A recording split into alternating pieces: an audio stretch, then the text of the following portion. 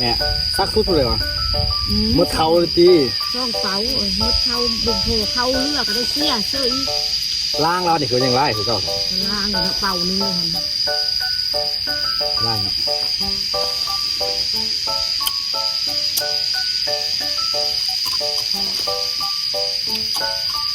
บ้านแม่ลุงคุยนะโหนบ้านไม่หนาทุกคนลุงเล็กกันนะลุงง่ายๆลุงอันนี้สบายดียินดีต้อนรับเข้าสู่ซองข้องมีนาซาลมพาบางเด้อทุกคนเลยสบายดีกันตอนแรงทุกคนเนาะตอนนี้ก็คือพากันเข้าไปเฮ็ดเบียร์กับไอ้โต้ยมาทุกคนเนาะเฮ็ดเบียร์ไปเก็บเฮ็ดโตเฮ็ดตังยังมาก็เลยมื้อนี้แม่ขุนบอกว่าสิใส่กาสิสักกาทุกคนเนาะว่าแต่มื้อวานนี้พวกมีนาก็เลยเฮ็ดย่อหยุดย่อใหญ่ยิ่งแล้วเฮ็ดเบียร์ข้างนอกไปเหือแล้วก็ออกไปเฮ็ดโตเฮ็ดตังน้อยนึงทุกคนเนาะแล้วก็ตอนนี้ก็คือประมาณเวลา 3:00 นทุกคนเนาะบ่าย 3ดิฉันออกไปห้าแม่ขุนเพราะว่าพ่อมสักกับพักผ่อนแล้วก็จังลงเฮ็ดเบียร์เพราะว่าวันนี้พ่อมสักกับกรีดยางทุกคนพวกมีนาก็กรีดยางคือกันแต่ว่าตอนนี้ฝนกำลังมาแต่ลงปุ่งกันหมดแล้วก็เลยว่าสิพากันออกไปทุกคนเนาะเพราะว่าเดี๋ยวมันซีแล้วแรงแต่ความจริงมื้อนี้ก็บ่แล้วเด้อทุกคนสักอยู่ประมาณ2 เป่าเนาะแต่ว่าพ่อมสักเอาเข้าไปก่อนเป่า1น่าจะแบบสักแล้วก่อนแล้วก็มื้ออื่นก็มือแรงก็จะเอาเข้าไปอีกสินะก็ประมาณ2-3 มื้อแหละฝากกับแบบบ่ค่อยมีเวลาทุกคนเนาะมื้ออื่นเพราะว่ามื้ออื่นพ่อมสักกับพักหน้าย่างทุกคนเนาะก็น่าจะได้ไปสักมื้อก็ได้ไปสักแต่เช้าว่าพวกมีน่าจะกรีดอย่างอยู่คันถ้าว่าสิกรีดตอนแรงก็บ่มั่นใจทุกคนพอเดี๋ยวยานแบบซำนี้ก็แบบฝนมากวนตลอดเฮาก็บ่กล้าจังซี่นะไปเดี๋ยวออกไปกันทุกคนเลยเพราะสมศักดิ์กับแม่ครูน่าจะออกอยู่พุทธาแล้วคนเนาะลงพุทธาละเดี๋ยวไปเจอกันอยู่ไหนส่วนอย่างเลยทุกคนเกิดมาวันละทุกคนฝนตกทีบ้างแห้งแป๊บเดียวตกฟาดแป๊บเดียวตกค่อยๆไทเกอร์มาให้ยังไทเกอร์บอกไทเกอร์มายังมายังเกาะมายอดยางมาบุญไหวอยู่นี่คือประมาณซักไส้กาซะกันบอกตัวคือประเทศเวียตัวมานะพาเราไปโรงเรียนมื้ออื่นเลยไปโรงเรียนแล้วก็มื้ออื่นบัดยังคุณจันวะถูกต้องซ้ำมันตัวซักเขาให้เลยแรกไม่ไล่เอาเพื่อนขึ้นไป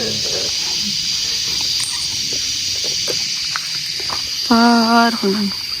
ใช่พี่ยังไปเลี้ยงวัวตัดไปเลี้ยงวัวไปเลี้ยงวัวเลยไปเลี้ยงวัวเด้อไปใบตีไม่ได้เพิ่งอ่ะเธออ่อนเลยเลือกคือแล้วเอาหัวตัวเดียวมันเลือกงัวทึกแล้วโอ้เลือกคือตายอยากได้หัวก็มีเอาไว้พูดเล็กเลือกงัวทึกอะใส่กันเลือกหัวทึกแล้วรอเป็ด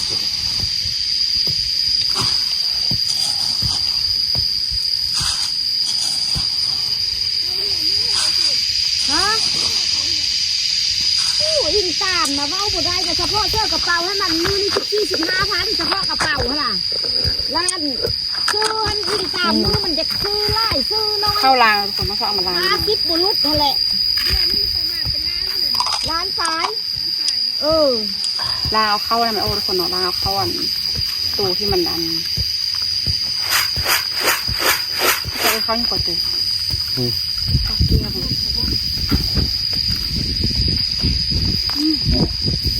นาบอกกับหมวกกับยีราด้วย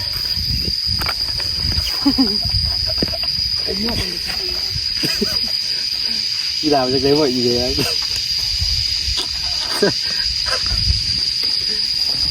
ป้าบุษราอยากออกขนาดออกขนาดทุกคนเข้าหนักกับเข้าให้ที่ใส่ต่างกันเข้าไหนใส่เต็มเลยเต็มพวกจะพวกแบบยอดบุษรานี่นับได้อยู่ป่ะเต็มปุ๊เต็มตอนนี้ค่อยเต็มจำได้2 ต้นเบิ่งได้จะให้เฮียไล่ได้เฮียกับเชี่ยเขาเลยที่ใส่ให้จนล้นเนาะใส่ที่แม่ใส่หั่นแหละล้นแล้วมันออกจากแม่ซักสุดเลยวะมดเขาเลยตีช่องเป๋ามดเขาบุกโผเขาเลือกก็ได้เสียเสื้ออีล่างเราเนี่ยคือยังไล่คือเก่าล่างกันเป่านึงเลยฮะไล่เนาะ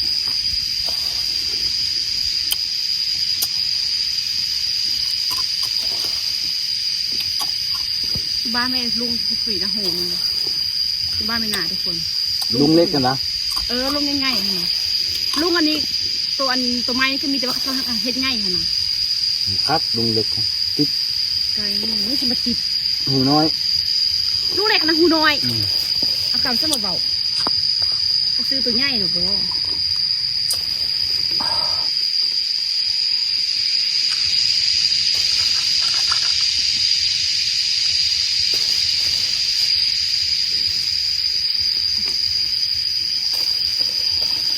มีเรื่องที่แม่ก็ใส่กันที่พูด5 กัน5กกำลังจะเสี้ยยาไว้เสี้ยยาไว้คืออย่างที่พูดได้สักง่ายเลยเรากดพายุร่วมพบางประมาณนี้แหละเกิดเป๊ะอะไรจังใดอันดำนามันเป๊ะถึงเก่าเข้าอยู่พี่จนสิมานละอีพูด5ก็ดำนา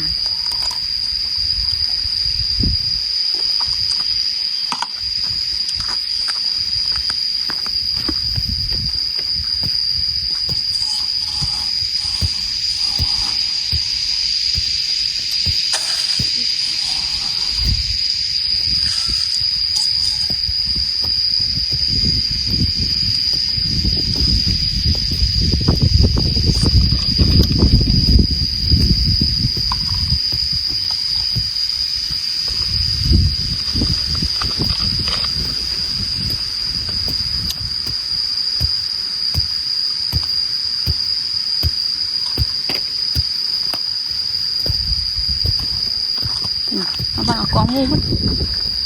บดอีกแล้วงูงามขนาดมันแซ่บดีคนตกเสาเลยทุกคนเพราะว่ากำลังสมัยอีกแล้ว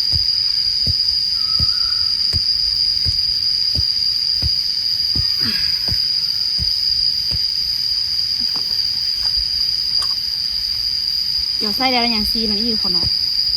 กวดขี้ดินท่มตัวอ้อเขาตัวบ่อกับตัวมดตัวนู่นลาไปเนี่ยกูยี่ก็มะนาวเขาไม่ปีนอย่างบริษัทหนึ่งบ่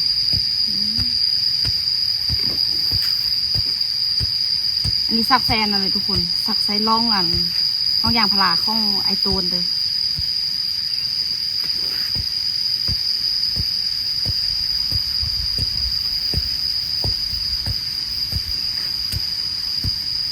บุกสวดพิจิกมาเนาะมาห้าวให้ โอ้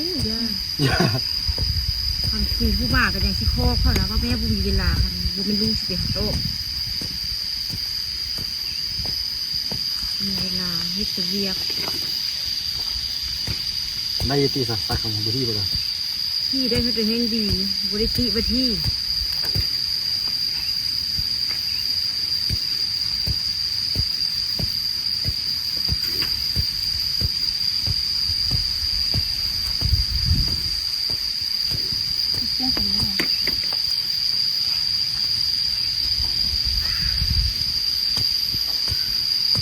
ก็นอนเราบอกไงนอน ถ้าเขามาเพิ่มเปิดคนช่วงนี้ฝนตกตลอด มุนเลย นี่แค่เดี๋ยวรถเล ร น ถใหญ่เนาะรถใหญ่ แต่ ใหญ่ ที่ ยิ่ นี่ ง บุเล่จะกินเลยมันทบมันแปลงอยู่ค่ะ โมเตียงเลย บักมันเม่นตุ่มแต่ตอนฝนอยู่บนทันตกแบบรถใหญ่เที่ยวได้เหมือนกันนะทุกคนท่ามันก็ยังว่าอันนั้นล่ะยังว่าบุบลงล่ะ อันนี้ส่วนรถใหญ่มาเที่ยวฝนตกอีกเละหมดเลย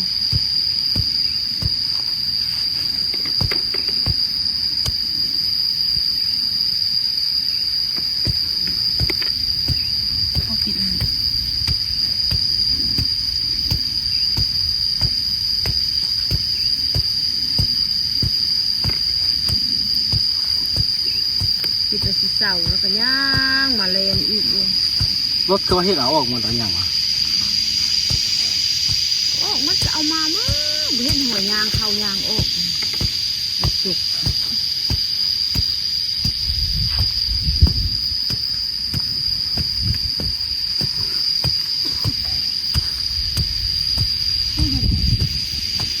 เนาะลมดีเนาะบรรยากาศดีฝนตกเสาเยอะเนี่ยเยอะอะไรอ่ะวันนี้ตกแบบนี้เลยตั้งแต่ตอนว่างเสามานะ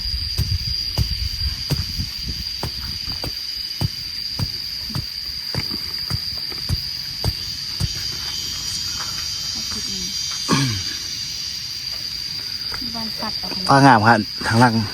เป็นปัดดีแล้ว เบื้องหลังงามหลาย บางครั้งปัดหรือไปตากแดดไปตากแดดให้มันห้าวๆทุกคนเอา บ้านเจ้าอีเด็กกับคือหมู่เลยบ้านเจ้านะ น้ำที่คือกันเนาะมันคนละแนวกัน ไปก่อนเอาลมลม กัน ฮะ คนก็ยังบ่คือกัน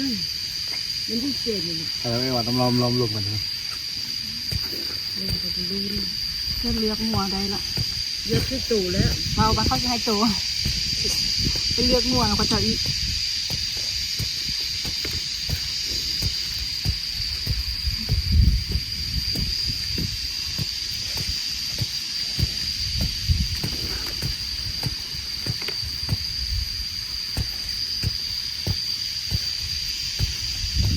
ทำเลี้ยงเป็นเลี้ยงเลี้ยงหมดสุดเนาะเลี้ยงไม่ขายเนาะ เลี้ยงดำไม้ก็ไปจะเลี้ยงด้วย เลี้ยงเอาเลี้ยงแล้วมาคัดคือเราสูงมาเห็นเขาเบาไปใช่ไหม ที่5ตู่กลายเป็นกัน เลี้ยงเอาเลี้ยงร้าน 4-5 ตัวกับธรรมดาก็บอกเท่ว่าบ่ร้อน เฮ็ดจะเฮา11 12ตู่จนสิตายบ่ได้ เขาเลี้ยงงอนทุกว่า เบิ่งเฮาไปจับกลุ่มยางงัวยาง เบื่อเดี๋ยวไปอยู่ในเสามาไล่งัวเอาขังเข้าให้เข้าหนาเข้า บัดนี้ฮะให้เกินอีกสารก็จบ งัวมี เลี้ยงคือแล้ว เนี่ยเท่าวันเนาะเก่งๆเก่งอีกกั้ม เป็นเนื้อแถ เก่ง ม แท้เก่งว่างัว5ก็บางเพื่อนเด็กละ เลยตะกี้ค่ายตรงหัวตะขวยบางอย่างตัว10 ปลายล้านมีก็ต้องเห็น เป็นโทรถามมันมีน่ะควายหอนเป็นตะไคร่แล้ว ยังพันเกลือขึ้นมา ไปจะที่ใส่มันเขา ตกกันคนละปีนะคือจะจิกเอาไปดีไง เอาเลยที่ปีเลย ถ้าดูเขาเกิดคนน่ะนั่นคือได้ผู้เอ่ยอ่ะ ว่า สิได้ซำนั้นการบ่สิเกิดมันดีจัง ปีจะฟันสิ อะไรก็ต้องได้นะมีใบแล้วนี่ใบไปฟองขึ้นซ่านเอา รถงัวกล้วยให้ตัวนึงบ่ถ้าเอาไปนำบ่ถ้าล้านใส่ในหัวฮักสมมุติว่าสิปะกันแล้วยังบ่เห็นตกตัว เอาควายเงี้ยแล้วแบบนี้ เจ้าจังไทยเพิ่นเด้อ ห่วงเครื่อง หัว บริบาลควันบูลลี่คือ เขาเลี้ยง ยอกงานเนาะความจริงกันบ่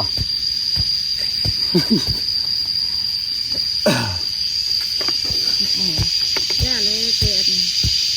สร้างสิตู่ก็จนว่าเฮาแล้วยังบ่ทันได้ ที่ก็ยังทันใดนะ ตู่เลยแห้งหักก็เกิดนี่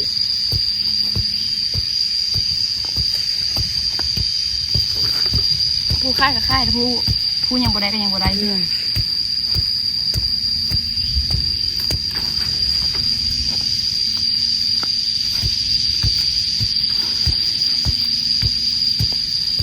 เปี้ยง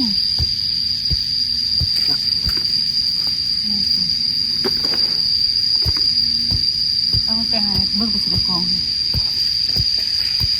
กองเบิ้งไปสิเอามาตังมือนิดตัวเห็นคนก็เอาไปตังเรียบคุณ มันทำพลาดเลย เอามาตังมืออะไรเบิ้งคุณ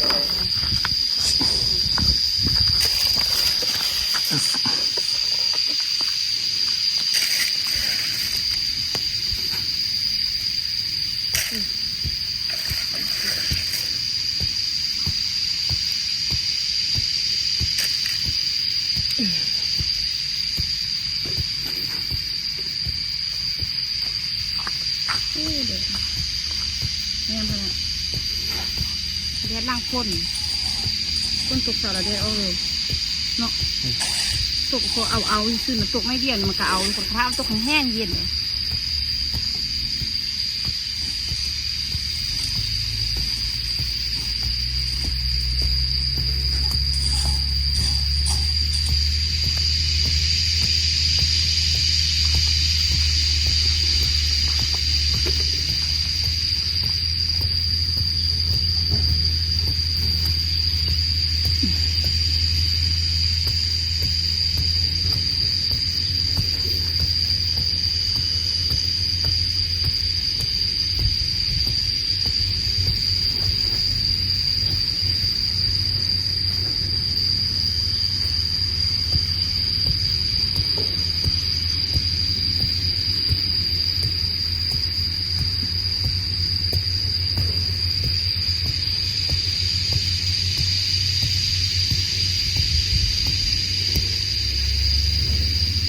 โพงชีวิตไฮ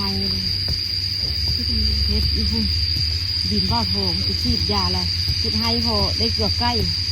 จะชี5 เป่า เรื่องระบบ เท เชื่อ ศ งาน ซัก เลย เชื่อ เรื่องระบบเชื่องานเลยบ่ขึ้นให้ แล้วจะโคมเกี่ยวเอาเฮ็ดได้เกือบนกเกือบนู่ ไม่ได้กินบ่เสียบ่เสียบ่ได้กินเลยเขาทางเทปก็ได้ ไม่ได้เอามาไว้เกือบใกล้จะช่อง3 เป่าทีเดินพอของเฮ็ดอันนี้จะเข้าเป่าไป เป็นเลยบ่ต้องกินเอง ว่างนะ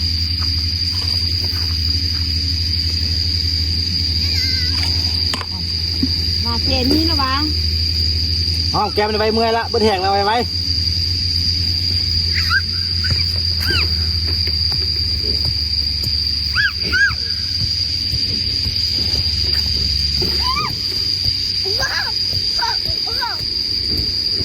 มีอะไรมา กูกล้าไปหนังอีกมันเข้าได้ มากูก็เหยียบเขาซ้ มันได้เหยียบหนูโอ้ยไล่ไป มาคือเดือนเนี่ยห้ามไปมาคือเดือนที่ ำก็คิดว่าสิ เขาจะกินระบอ เยอะเป็นแบบนี้ ง่ายไม่น่ากินเลยเด้อนี่ไล่เด้อบ่อิ่มก่อ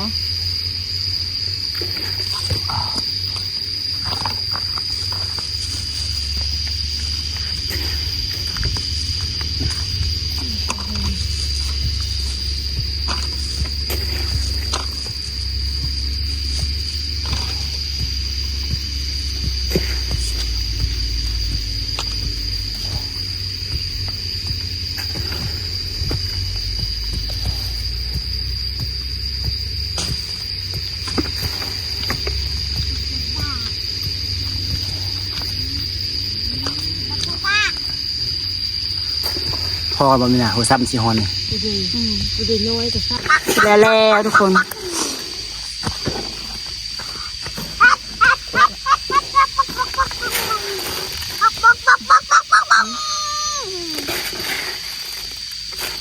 เป่านี่ทุกคนจะเวลามันจะคืน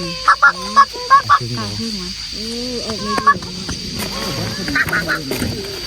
เตานี่เบิดดินก็ดีเทิง1ก่อน พอดี ก็ดีเลยนั่น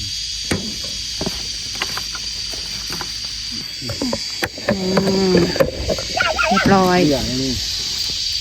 แล้วเหรอ เฮียเถอะ ก้อนเอาทุกคนไว้ยิบว่ามูใส่หมาไหม จะมีบนใส่กัน อะไรเกินนะมันแท้มันวะอยู่รอนนี่อันนี้เขาสักบวชมาบวชฝนที่มาอีกแล้วเมื่อกี้บักระแดดท่วมพอดีปิดอันใส่ได้ละกะขวดทุกคนเนาะ โอ้ยจานอย่าปัดเข้าไปพูดปัดเข้ามา ปัดให้เขามันทุบเขา เข้าออกก็ได้ ให้ชมเข้านะคะ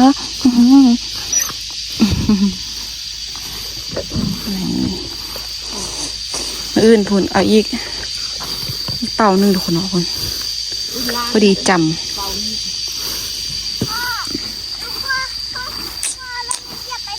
เอาอันเกือบจด เอาไม้มันบัง มือสักต่อไปเลยนี่มีใส่ตัวบริเวณนั้นก็จะสุดไปทุ่มมันซ่าตัวบริเวณใส่เขาน่ะมันกวดหมดมันก็คุ้งว่าทางที่สักมามันก็โล่งเลยไล่หูกาเรียนนี่ รถอะไรโอ้รถ10 บาทนี่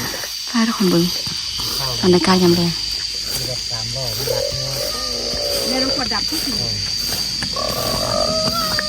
เจ้ามือมาละให้เกินอ่ะ ไป มันว่ามั่น ทำไม่ใส่ กินเบียร์ นะทุกคนงา5 กระตัดหนึ่งเลยทุกคน5 กระตัดงาตอนว่างตอนตัดมันตัดนะอันว่างน้องตุกมาฮะนะเดียวหนึ่งงาขึ้นนี่แหละจะน่าการอันน้ำมันแห้งพึบเลยทุกคนฝนตกมาใส่ไปเลย แต่เธอก็สิยูมากเธอก็สิยูมากอึไปบ้าไม่ปีมากอึมา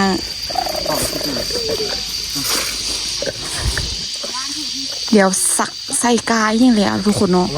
สักกาใส่กาแล้วก็พอแล้วถ้าพอสักไปตัดหญ้าทางส่วนนอกของน้าเปล่าทองพื้นคนแล้วก็สิมาเกี่ยมอันเกี่ยมสุเกี่ยมโอ้ยตบก้นหมูสิมาเกี่ยมอันเสาะเมื่อซอนทุกคนเอาน้ำใหม่เมื่อแล้วก็พอน้ำเข้าน้ำย่างกับพอสักกระไทยเลยทุกคนเนาะถ้าไทยแล้วก็แบบไทยขี้ไทยเสะปะใบพอแบบส่วนแบบหอยยามเฮาซีนั่นมาเนาะส่วนหอยยามเฮาซีซีไทยหนาซียังมามันกระจังอ้อนทุกคนแต่ว่าสำหรับบามีนานี่ก็คือสำหรับบามีนาก็คือจะอันเลยทุกคนมีแต่แบบให้น้ำเข้าดีที่ถ้าสมมติว่าเฮากาเฮาตกไปเรียบร้อยเนาะหอยยามแปลว่ากาเฮาไกลเสียนโอ้เฮากาแปลว่าสิได้ดำหน้าแล้วก็จังค่อยอันนั้นทุกคนแบบไทยปะไว้3-4 มือ4-5 มือลวดไปบางเทื่อก็ไทยแล้วก็ลวดพร้อมแล้วก็ดำหน้าพร้อมเลยเนาะตัวนี้บักใหญ่เนาะเปิดได้แล้ว นี่ตัวนั้นเปิดตัวใหญ่ขนาด แล้วก็นี่ ก็คือจะเปิดค่าขนาดแต่น้อยอย่างเนาะคือจะกรีดค่าขนาดเนาะเจ็ดเมื่อกี้มันบักใหญ่ทุกคนเอาเปรมามัดมาให้ไทเกอร์นั่งดูตั้งเบาขึ้นไปบ้างเอากระเป๋าก็ดูยืน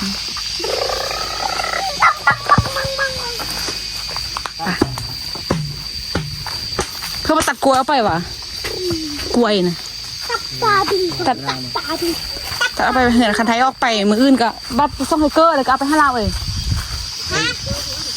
กล้วยนี่ยังไม่ได้ไปเท่าขาดเลยไป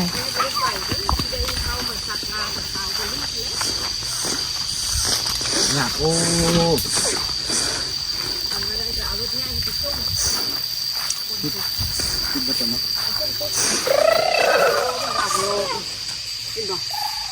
ลอกได้ก็เนี่ยนี่นะการถ้าตาเป็นได้กับท่านแบบตัวคันแนวนี้เราเป็นลอกได้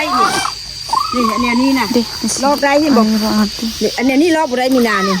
อย่างนี้ลอกบุได้นี่ตายคำว่ายอดมันสมบูรณ์เราคือยอดได้ลอกได้มันจะประมาณมาติดรุ่นปอมกล้วยซุปนี่นะว่าคัก1 2 3 4 5คือชิโลมิแหละนะ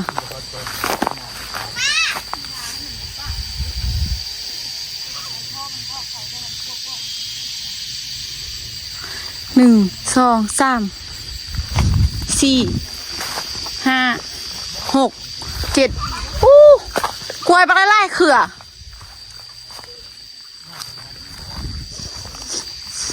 เรากล้วยปักไล่เขื่อก็เป็น10พุ่นน่ะอันถ้ามันคันมันสูบพร้อมกันเราเอาไปค่ายอยู่ตลาดเป็นเนาะเขาเจ้าค่ายพี่ละ10-20,000มั้ง